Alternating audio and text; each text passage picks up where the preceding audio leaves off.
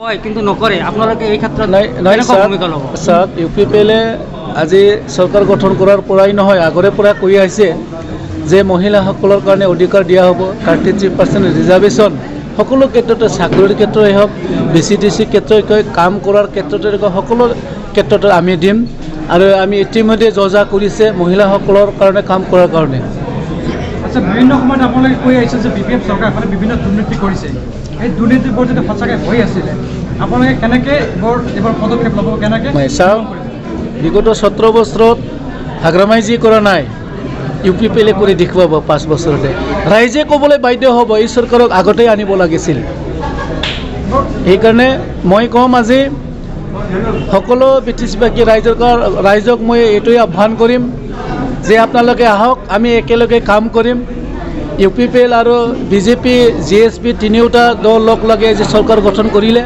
এই যে ৰাইজৰ কাৰণে এইটো খুব এটা ভাল বাতাবৰণ।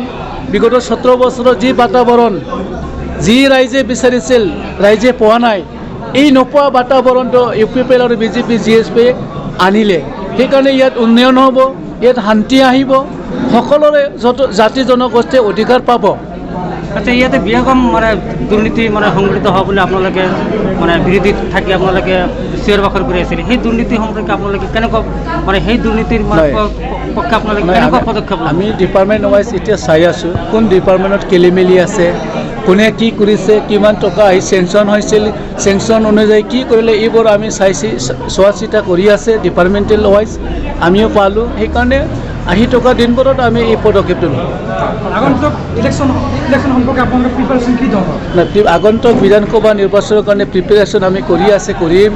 বিভিন্ন দল সংগঠনে কৰিব, আমিও কৰি আছোঁ। আমি এইকেইদিনমানৰ পৰা আমিও ষ্টাৰ্ট কৰিম। ঠিক আছে।